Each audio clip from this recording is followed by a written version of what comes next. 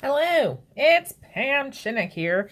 I am bringing my physical science class a little review sheet on electromagnetism because we don't have school this week. So here you go, guys. It's just like we're having class and we're going through the answers to this fantastic review sheet together. Let's get started. In number 1, it says there's 2 blocks. There's one, there's the other. And one of these blocks is a piece of magnetic material that has not been magnetized. The other is a permanent magnet. Label the 2 pieces with the correct term, magnetic material or permanent magnet. So in this piece, we have a bunch of weird little zones where all of these arrows are pointing in the same direction. And in this piece, we have a bunch of weird little zones where all the arrows are lined up within each section, but they're pointing in different directions. So recall from our studies of magnetism that these little clumps or sections of arrows that are oriented in the same direction are called magnetic domains. And in this piece, the magnetic domains are not lined up throughout the piece. Their clumps are lined up with each other, but those different clumps or domains are pointing in different directions. Whereas this piece over here has all the domains lined up in the same direction. So this piece is just magnetic material. This would be like a paper clip or a nail or a sewing needle, the leg of your desk. We tested all kinds of things in our classroom, the door frame, the doorknob. All of those materials were magnetic, but they were not permanent magnets. Permanent magnets were the things that we were sticking to all the magnetic material. Permanent magnets have all of their domains lined up. So I'm going to label the left side our permanent magnet.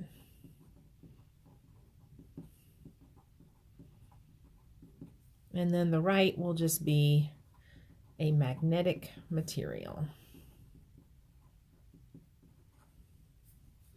In number 2, it says in the above picture, what are all the little areas called with the arrows? That would be our magnetic domains.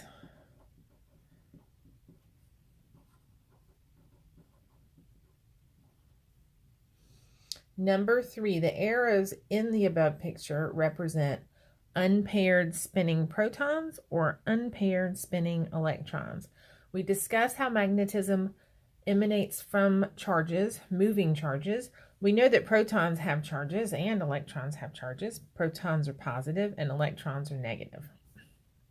However, the protons are all in the nucleus, and that's where they live with the neutrons. The electrons are spinning and they're in orbits around the nucleus. And it's the spinning of those electrons when they're unpaired with another electron, when it's an electron spinning in one direction, that's what creates these little domains or clumps of atoms that have the same spin. So the correct answer to this one is unpaired spinning electrons. Just like the electrons stole the show for electricity, they are also doing the same for magnetism. Remember, magnetism and electricity are like opposite sides of the same coin. Number 4, the 3 naturally magnetic elements are, and then I've given you 3 symbols, atomic symbols. We got Fe, Co, and Ni. We have not yet covered our chemistry section of the course, so this might be a little challenging for you. If you look in the section of your book with a periodic table, you can probably find the names there, but I'll go ahead and list them out for you. The Fe is an odd symbol because it represents iron. Comes from the Latin name. Co is a little bit more straightforward. Cobalt. And then Ni is the atomic symbol for nickel. Number 5. To the right is an image of the magnetic field lines around a typical bar magnet. Please note the direction of the field. I ask you to note the direction of the field because I'm going to ask you to know which pole the field flows out of and which pole the field flows into. It's just one of those things we physics teachers like you to know about magnetic poles. So In this bar magnet, we have a north pole and a south pole. If we compare that to this permanent magnet up here, in this one where we had all the arrows pointing up, probably this upward top side would be the north pole, and then the bottom would be the south pole, because then the field would flow out of this end and then come back around and flow into that end. So this direction is important, and I'm going to have you draw that on the test. In question A, it says, if I break this magnet in half, what happens? So we discussed that in class. If we were to snap the magnet right down the center, one of the biggest differences, or the main difference between magnetic poles and electric charges, is that we can't separate these poles apart. A north pole and a south pole can't be broken apart, because your new magnet would have a piece with the north pole on the left end in this case, and the south pole on the right. And then for this half of the magnet over here, the south pole's on the right, which means we have a north pole on the left. So we would just get two smaller magnets.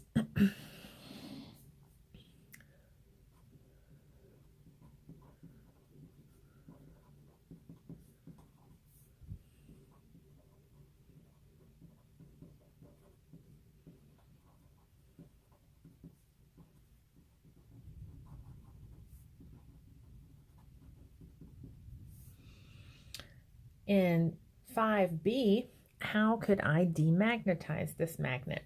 We talked about this in class that day that y'all were playing with magnets.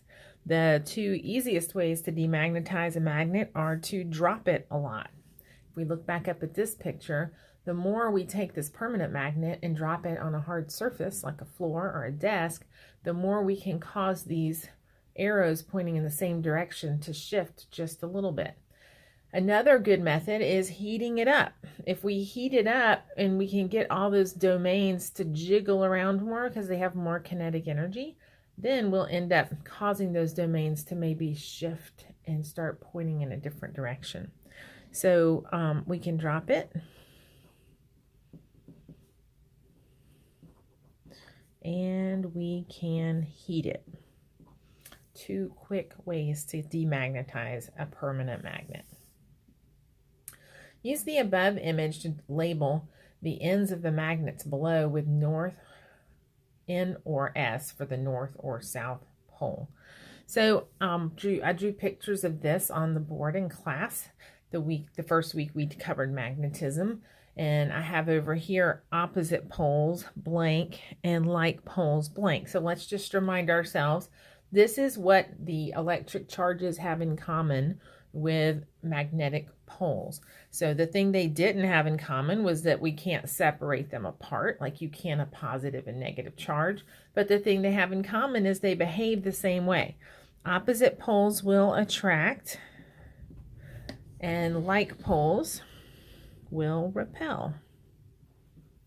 So that is the same for magnetic poles and charges. If we look at the direction of the arrows, this is a magnet and this is a magnet, and we're gonna have either a north-south or two norths or two souths. And we can to figure out which one it is based on the direction of the arrow. If the field is flowing from the left to the right and it's nice and connected, first of all, we can tell that this is an attraction. The arrows are actually describing how these two magnets will behave. There's a force pulling them together. So we know they're opposite charges. To figure out if it's a north-south or if it's south-north, you just look at the direction. Up here, we see the field flowing out of the North Pole, and then it flows around into the South Pole. Here, the lines are going left to right, so it must be north on the left and south on the right, because it's flowing from the north to the south. And then this nice connection shows the attraction between those two opposite poles. In this example, we see this sort of dead zone. I call it the dead zone because it's like there's a invisible force field in here that's keeping them apart. You all experienced that in class when you were pressing the poles together that were like poles. And you can briefly get them to touch, but they won't stay together in any way, shape, or form. They're always sliding off side to side, trying to get away from each other. So these are obviously either north-north or south-south poles. To tell which it is, you just look at the direction of the arrow. It's flowing out of the pole of the magnet on the left. It's also flowing out of the magnet on the right. And if you look back up here, you'll see the North Pole has the field lines flowing out. So this must be two North Poles trying to get pushed together. Down here, obviously, we have the same situation as here. We have two like poles. They're repelling each other. But instead of the arrows moving away from the pole, they're coming in on this side, and they're coming in on the right magnet. And that's what goes on with the South Pole. Arrows flowing towards the pole designate a south pole. So there we have two south poles getting smushed together. You will have to do this on the test as well as draw the field around a bar magnet. So there's going to be things that you have to do very similar, if not identical, to this review sheet, which is why I gave you the review sheet. Okay. In number 7, we have a picture of the Earth, which is a little blurry, but you can tell it's an Earth. It says, using the bar magnet image in number 5, label the magnetic poles of the Earth with north and south. So if we look at the field lines in this picture, we see that their arrows are pointing out of this pole on the bottom of the planet, and then it's flowing into the pole on the top of the planet. So I'm going to draw that. I think they actually drew in this picture, there's like a bar magnet, but I'm just going to make it bigger to kind of show it off a little bit better. So the magnetic field will flow out of the North Pole, and it'll flow into the South Pole. And we discussed in class how this is backwards. It's hard to read it. It's a little bit blurry, but this is a geographic North Pole. And then at the bottom is the geographic South Pole, because we all know our geography. We know that when you go up to the top of our Earth, what we consider the top, that's the north. And then way down where Antarctica is the south. But the magnetic poles are flipped. They're not the same. We have a magnetic North Pole where there's a geographic South Pole. So that's what's kind of funny about our Earth's magnetic field.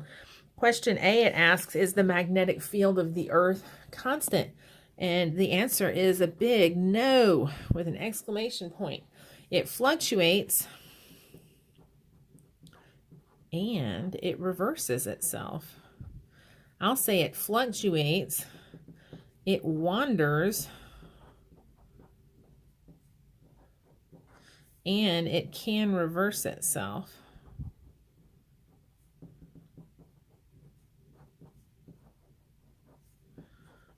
And that will happen over thousands of years.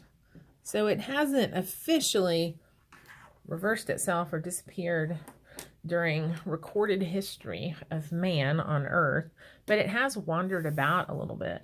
That you can find maps of this magnetic South Pole and how it's changed locations slightly over the time of recorded history. In question B, 7B, what does the magnetic field of the Earth protect us from? It protects us from radiation that comes from the sun.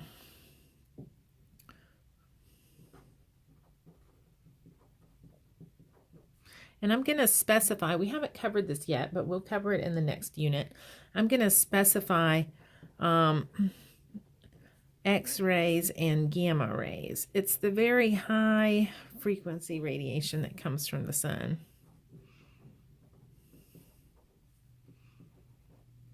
We still get ultraviolet radiation from the sun, and of course we get visible light from the sun and infrared waves, which warm the Earth. But the harmful X-rays and gamma rays mostly will get blocked, but we discussed how sometimes those get funneled in right up here near the poles where that field dips into the Earth's atmosphere. We'll get the northern lights up here because that radiation will get ionized in the upper atmosphere and turn into plasma gas, which glows beautiful colors. People pay lots of money to see that radiation as it dips into our magnetic field. Number 8, Ørsted discovered that when current runs through the wires of a circuit, a magnetic field forms around the wires. Draw the magnetic field around these 2 wires. So this looks like just a black line, but it's a wire, and the current I drew was going to the right. Now, I'm not going to ask you on the test to designate the direction of the magnetic field around this wire, but I do want you to know its shape. The official rule is to use your right hand, and your thumb will point in the direction that the current is going, and then your fingers will show you the direction that the field loops around. So in this case, it would loop around the back of the wire and then over the top of the wire if my thumb was pointing this way. You always use your right hand to do that. So in this case, the field would go around, hold on, let me see if I can, like that. And it would go around the wire in this direction. But as long as you know that it makes concentric circles. We looked at the picture of the filings around the wire that was carrying current in class. The main one I want you to be able to show me is the coil of wire. And in the coil of wire, I really just want you to know that the field, when the wires get looped up and you have all those little donut rings around, that there's a very strong field that runs right through the center of that wire.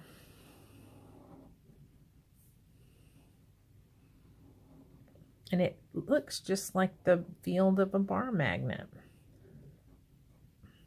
So I really just want you to be able, you can make it as elaborate as you want to. You can put arrows on both sides, just like the bar magnet, showing the field flowing in.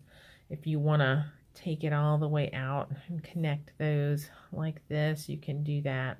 But as long as you understand that the field is focused through the center of the coil and it flows out of one end of the coil and back into the other end. That's the main thing I want you to know about a current carrying coil of wire. And number 9, what are the 3 components needed to make an electromagnet? Well, this is one of them. It's a coil of wire, so we need a coil of wire.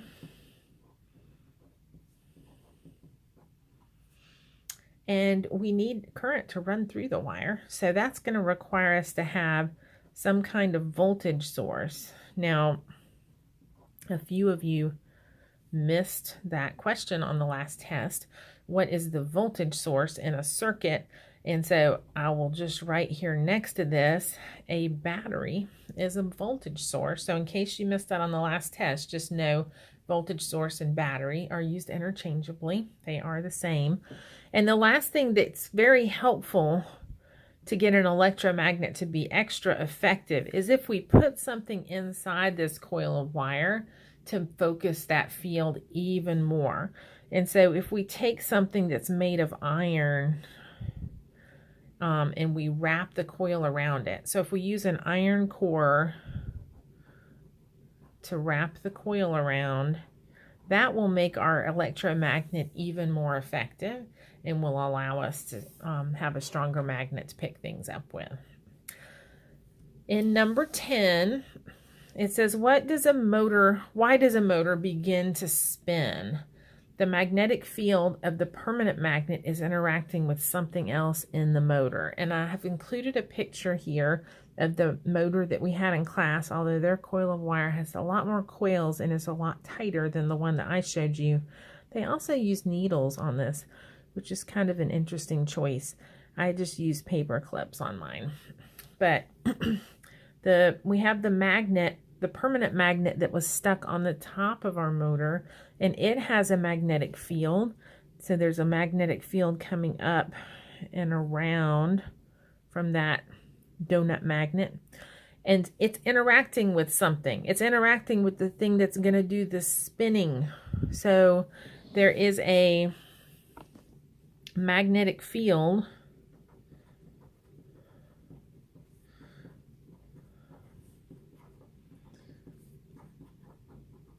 that forms around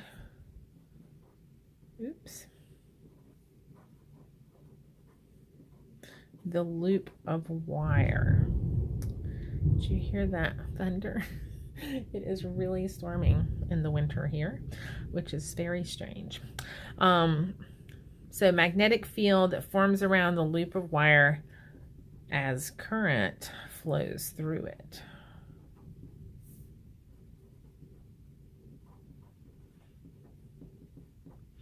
So as current comes out of the battery and the current goes up and it goes through this wire, and then the current will go around that loop over and over and over and over again, and then the current will come back down to the battery. So as the current goes through that loop, there's a magnetic field created, just like we saw in the coil of wire here. And then the magnetic field that's coming out of that loop will interact with the magnetic field from the permanent magnet, and they get real pushy and shovey. So if you remember how I had the donut magnets in class and I lined one up on the table and then I moved another one closer, it made this one flip and spin around. That's the same thing happening here. This permanent magnet stuck to the battery isn't going to be able to flip and spin around, but the wire loop can, because it's just held in these little bracket holders on the side. So the magnetic field of the loop, when current goes through it, is going to interact with the permanent magnet field. And the next question says, label the different magnetic fields with different colors. Okay, so I messed up. I did not label that with different colors. But on the official answer key that I put in, you'll see different colors. So there's a magnetic field around the magnet, and there's a magnetic field around the loop. And that's what's interacting together. Really important question here. In a motor, blank energy is converted into blank energy.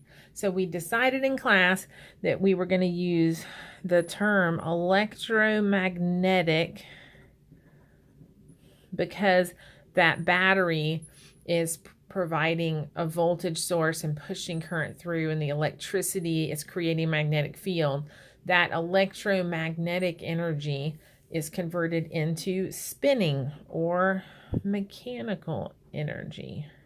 And of course, we talked about how any motor, whether it's a fan, the ceiling fan in your room, your hair dryer, any kind of motor at all, is providing motion. That's the whole goal of a motor, is to provide some kind of mechanical energy or motion. Last question on this page, 11. If electricity can create magnetism, then magnetism can create electricity! Exclamation point. This is called electromagnetic induction, which we said was that term that sounded like it was from a science fiction villain plot line. And this was first understood by Michael Faraday. I did not have you write this fellow's name down in class that day, but I talked about him a little bit. Faraday, Faraday. I can't remember if I put him on the test or not, but you got him written down now, and I believe this is an open notes, open book test, so woohoo. Okay. And then we have number 12 up here at the top of the page. It says, list the two things we could do to make the voltage have a higher reading. So this is the example I gave you in class. I kind of drew it on the board, but it's a much prettier picture. Oh, look, it got messed up. To make the voltage meter have a higher reading, one has to do with the loops of wire in the coil, and the other has to do with a magnet. Sorry, that got messed up a little bit on my worksheet. I should have slid my picture over. But this is the picture I drew on the board. I drew the little coils of wire, and then this is a voltmeter. It's measuring the voltage. I'm just going to label it with a V. And then there's a magnet, and the magnet has an arrow showing it's being pushed in and out of the coil. So this was the first way they created voltage in a wire that was not connected to a battery, was they pushed the magnet in and out of a coil, and ta-da, this little needle would spike up and down every time the magnet would go in and out of the coil. So the two things we can do to make the voltage higher, this is what Faraday figured out. The first thing we can do is increase the number of loops in the coil. So we can just put more loops. That's all we have to do. And I talked about how that seemed kind of weird and cheaty in class, right? Like, how can you just like double the loops and then get double the voltage? Aren't we somehow cheating the universe out of money? Haha, I don't know what I'm thinking of. Aren't we cheating the universe out of energy? That's what I was trying to say. If we increase the loops, it's harder physically to push the magnet in because there's a repelling force that happens. So that is going to do more. We have to do more work to get the magnet in and out of the coil, and that work turns into electricity. The second thing we can do, so this was number one, the second thing we can do is we can move the magnet faster just by pushing it in and out of the coil quicker. We get more voltage. Number 13 is the practical application of this electromagnetic induction. It says pushing a magnet in and out of a coil of wire isn't the most efficient. What is the other way you can create voltage and current in a wire? And in this picture, we see a handle and a loop of wire between the poles of a magnet. So let's remind ourselves that there's going to be a magnetic field going from the North Pole to the South Pole right through this coil of wire. So instead of pushing a magnet into a coil, we're going to spin the coil in a magnetic field, and that's going to be easier to accomplish. So we're going to spin a coil of wire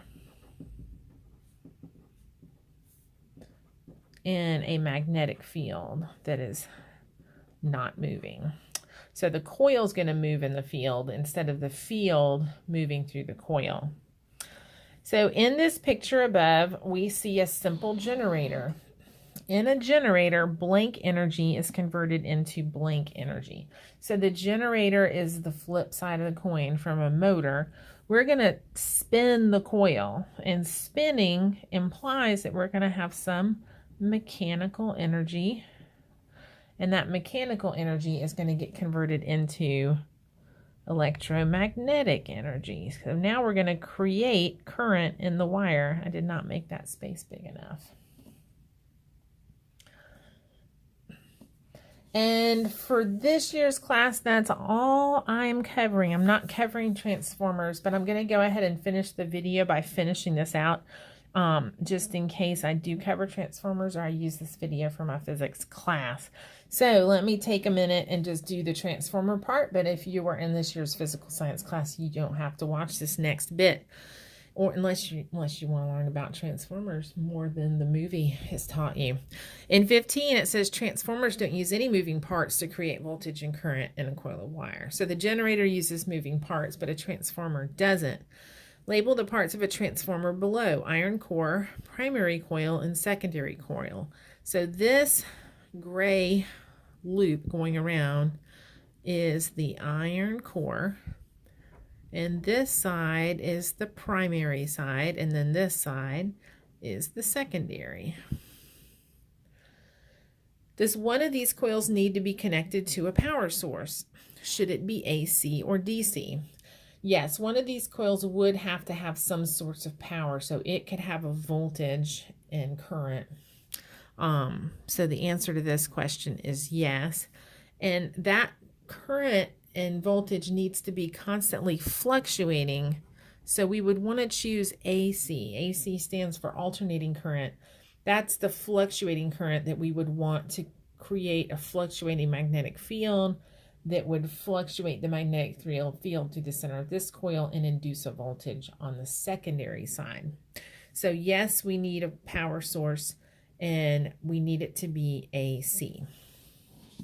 In number 16, label these transformers as step up or step down transformers. Write whether voltage is increasing or decreasing. So remember that a step up means the voltage is increasing, and a step down means the voltage is decreasing. So if we look at our coils, there are less coils in the primary than the secondary. So if our coils are increasing, then our voltage is going to increase. So this would be a step up transformer, because primary to secondary, we see more coils And based on Faraday's law, more coils means more voltage. In this transformer, we have more coils on the primary side and less on the secondary. So the coils, the number of coils is decreasing, which means the voltage is going to decrease. So we will call this a step-down transformer. And the last question is the power increasing or decreasing in these transformers?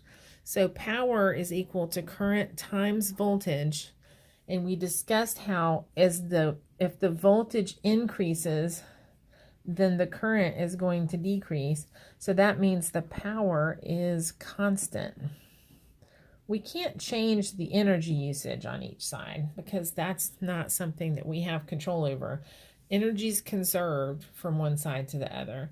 So the energy or power is going to be consistent from primary to secondary. It's the voltage and current that are going to shift and change. All right, everybody. Hope that y'all study well and that the test goes good, and I'll see you in class.